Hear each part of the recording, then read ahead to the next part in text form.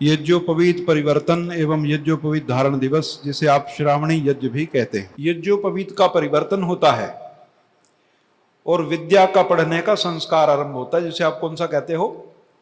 वेदारंभ संस्कार। वेद आरंभ होते हैं। पढ़ने का सबसे पहला जो संस्कार है उसका नाम क्या है? जब बच्चा विद्यालय जाता है सबसे पहले उसका नाम क्या है? वेदारंभ। क्या है? तो अब आप जिस स्कूल में बच्चे को भेज रहे हो वहां वेदारंभ हो जाएगा क्या? बोलो, ये शब्द में क्या है? वेद आरंभ। शब्द में क्या छिपा है? वेद आरंभ। जब से वेद आरंभ होंगे, अब आपने भेज दिया किसी दूसरे स्कूल में, अंग्रेजी वाले में, तो वहां वेद आरंभ होंगे? होंगे नहीं। जब वेद आरंभ नहीं होंगे तो व्यक्ति संस्कार और शिष्टाचार शून्य होगा। क्या हो जाएगा? संस्कार और शिष्टाचार शून्य। फिर क्या होगा? जब संस्कार और शिष्टाचार शून्य होगा ना, फिर जेनजी आ जाएगी। जेनजी क्या आ जाएगी? भद्दी भद्दी गालियां देंगे अपने पिता के जैसे आयु के व्यक्ति को। ये नहीं देखेंगे कि पुरुष बोल रहा है कि महिला बोल रही, लड़कियां भद्दी गाली दे रही हैं। ये जेनजी है। मैं तो कहता हूं मोदी जी, इनसे तो परेशानी मत हो आप, ये तो अपने बाप की सुनते नहीं, तुम्हारी कहां से सुनेंगे? समझे आप? कौन सी पीढ़ी है ये जो 10-11 बजे से पहले उठना नहीं चाहती और रात को 11-12 बजे से पहले सोना नहीं चाहती, और बहुत से तो सोना ही नहीं चाहते, 2-2, 3-3 बजे तक जगते हैं। मैं कईयों के घर यज्ञ में जाता हूं, जन्मदिन है, मैंने कहा भाई हवन कि पंडित जी लेट ही रखना। मैंने कहा क्यों? कह रहे 3-4 बजे तो ये सोएंगे। आप समझ लो इस बात को। ये मजाक की बात नहीं है, ये बड़ी गंभीर बात है। एक घर में बच्चे का जन्मदिन है अगले दिन, और वो उससे पहली रात को जग रहा है। कब तक? 3-4 बजे तक जग रहा है। और 3-4 बजे तक जगकर कोई ईश्वर की स्तुति नहीं कर रहा है, भगवान का भजन नहीं कर रहा है। क्या कर रहा है? नाच गाना कर रहा है। क्या कर रहा है? नाच गाना। कहां पे? अपने बाप की नाक के नीचे। कहां पे नाच गाना करता है?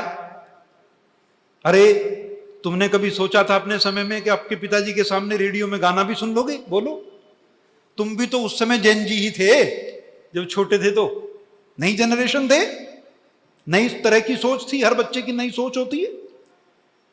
हमने तो इतना साहस भी नहीं किया कि रेडियो सुन ले। एक बार मैं छोटा था तो रेडियो सुन रहा, पिताजी आ गए, कहता भाई ऐसा कर, तू बंबई चला जा, यहां क्यों समय खराब कर रहा अपना, तू बंबई चला जा। मुझे बड़ी शर्म आई, मैंने फट बंद किया उसे। आप इस बात को समझो, जब तक नए बच्चों में संस्कार की शिक्षा नहीं होगी, आचरण और व्यवहार की शिक्षा नहीं होगी, उनके जीवन में आप जितनी मर्जी डिग्रियां दे देना, जितनी मर्जी एमए, पीएचडी, डीलिट, एमएड, जो हो सकता अधिकतम सब दे दो, लेकिन यदि व्यवहार कुशल ना हुआ तो इन सब डिग्रियों का कोई लाभ होगा नहीं।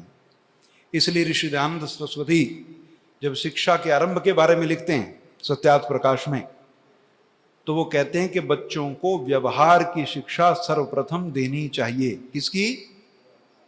व्यवहार की शिक्षा सबसे पहले देनी चाहिए। यदि व्यवहार की शिक्षा नहीं दी, ध्यान रखना, क्या नहीं दिया? व्यवहार की शिक्षा नहीं दी, उसके अलावा अन्य सारी शिक्षाएं दे दी, तो ध्यान रखना व्यवहार के बिना अन्य सारी शिक्षाएं व्यर्थ हैं। क्या हैं? और ध्यान रखना, दूसरी शिक्षाएं चाहे रह भी जाएं, क्या हो जाएं? चाहे रह जाएं, पर व्यवहार की शिक्षा रहनी नहीं चाहिए। व्यवहार बड़ी प्राथमिक चीज है। कैसी? प्राथमिक माने सबसे पहली। व्यवहार बहुत प्राथमिक चीज है, बाकी सब बाद में।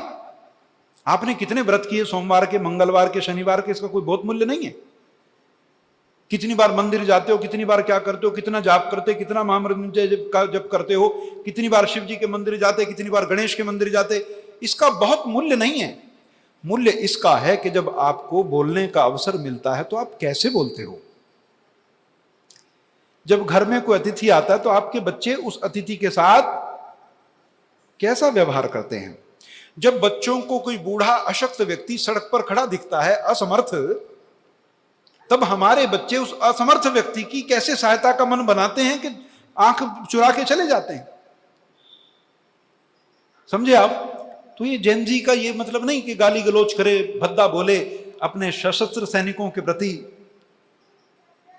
ऐसे बच्चे, एक तो लड़की का वीडियो देखा आपने कल परसों, इतना मोटा शरीर है, अगर मैं उस बेटी को कहूं कि 5 उठक बैठक लगा ले तो उससे 5 उठक बैठक लगेंगी नहीं।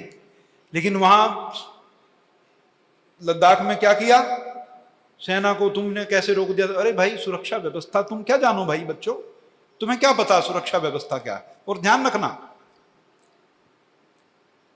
आप और हम जो कार्यक्रम करते हैं, आप घर में खाना खाते हो, आप अपने बच्चों की शादी करते हो, आपके बच्चे स्कूल जाते हैं, आप दुकान जाते हो, जितना व्यवहार करते हो दिन भर, इसकी कीमत है।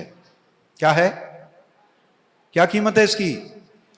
वहां जो सैनिक खड़े हैं ना सरहद पर, सीमाओं पर, वो प्रतिपल आपकी सुविधाओं की कीमत दे रहे हैं। ये फ्री नहीं है। आजादी, freedom is not a free things. जो आजादी, स्वतंत्रता मुफ्त नहीं है। यदि मैं सवेरे उठा, अंगड़ाई तोड़ी, बालकनी में बैठा, चाय पीने लगा, ये फ्री नहीं है। कोई इसके लिए पे कर रहा है, कोई इसके लिए जान की बाजी लगा रहा है। सीमाएं सुरक्षित हैं, आप आनंद कर सकते हो। आप कल्पना कर सकते हो यूक्रेन में शादी हो जाएगी किसी की, बम पड़ रहे हैं सुबह से शाम तक भाई, बारात चली जाएगी, जन्मदिन बन जाएगा, दुकान खोल ली जाएगी, नाश्ता कर लोगे आराम से। इतनी देर में तो ऊपर बचेगा तो आपको अंडरग्राउंड जाना पड़ेगा, भोजन छोड़ के भागना पड़ेगा। जान है तो फिर कर लेंगे भोजन। ऐसी भगदड़ है संसार में। ईरान में वहां हर रोज बम गिरते हैं, कल्पना करो आप। और हम ऐसे देश में रहते हैं जहां सुरक्षा इतनी है, मुसलमान के ढंग से पूजा पाठ करता, कोई मनाही नहीं कर रहा, नहीं। ईसाई की तरह पूजा करता, कोई नहीं रोक रहा। सड़क के लिए तो रोकते हैं क्योंकि यातायात का स्थान है, पूजा का स्थान, सड़क यातायात का स्थान है, पूजा का स्थान नहीं है। हम अपना कार्यक्रम सड़क पे करें थोड़ी अच्छा लगेगा, हमारी जगह हम यहां करेंगे। तो इतनी तो बाधा है, इसके अलावा कोई नहीं। चर्च में प्रार्थनाएं हो रही हैं, कौन रोकता है? लेकिन ये सब हो किसकी वजह से रही हैं? हमारी सेनाओं की वजह से। किसकी वजह से? तो कभी भी सैनिकों के प्रति अभद्र भाषा किसी को बोलनी नहीं चाहिए। वो दुनिया का सबसे नीच व्यक्ति है जो तुम्हें बोलने की भी आजादी है ना, जो तो गालियां भी दे रहे हो, इसके लिए भी ये जो स्वतंत्रता है इसकी भी कीमत दी जा रही है।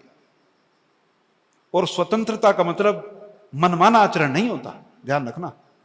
स्वतंत्रता का मतलब मनमाना व्यवहार थोड़ी होता है।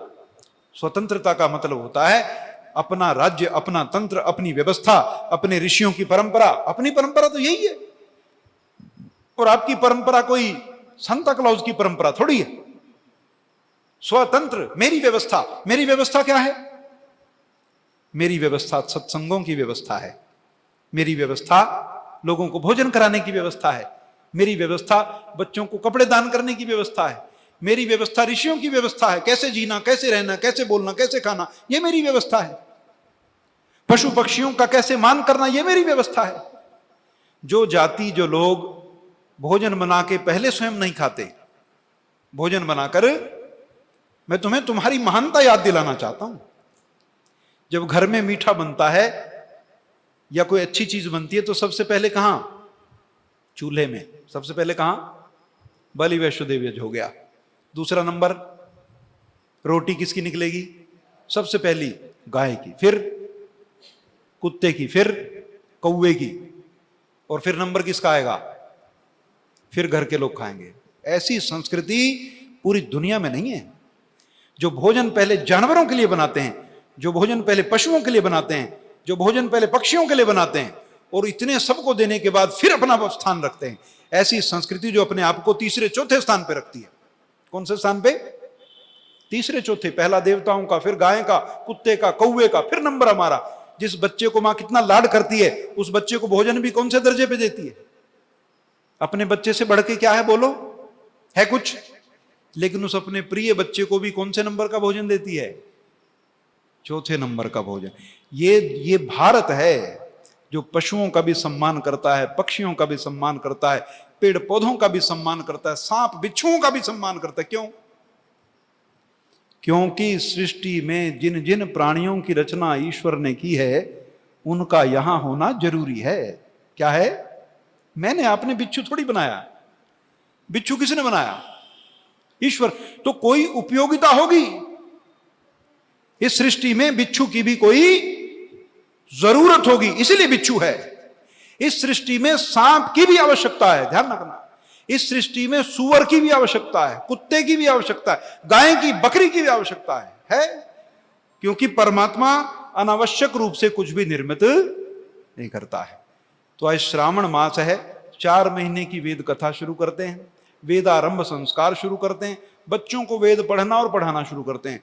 जब तक आपके हमारे बच्चे वेद नहीं पढ़ेंगे, व्यवहार नहीं सीखेंगे, तब तक वो चाहे कितनी दूसरी विद्याएं पढ़ लें, उन विद्याओं से उतना लाभ नहीं हो पाएगा।